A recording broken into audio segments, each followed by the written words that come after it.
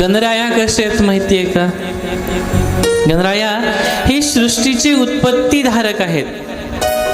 अकार तो ब्रह्मा, उकार तो विष्णू, मकर महेश जाणियेला, ऐसे तिन्ही देव जेथुनी उत्पन्न, तो हा गजानन माय बाप। तुका म्हणे ऐसी आहे वेदवाणी, पहावी पुराणे व्यासाची। तुकाराम महाराज या सुंदर शब्दांमध्ये गणपती बाप्पाचं वर्णन करून सांगतात।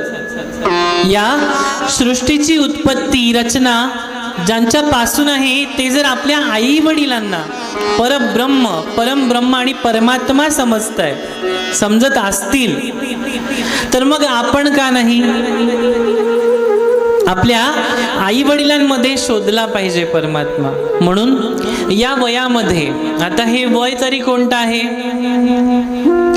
जे शिळ आणि बाशी फुल झालेले आहे ते देवाला वाहतो का आपण? वाहतो का? आहे ना? हो की नाही? आहे।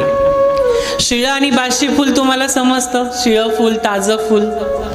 मग शिळ फुल वाहतो का आपण भगवंताला? नाही वाहत, ताजी फुलं वाहतो।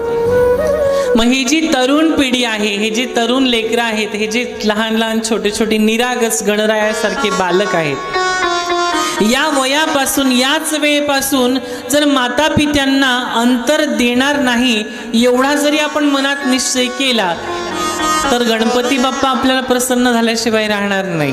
हे मात्र तेवढंच खरं आहे।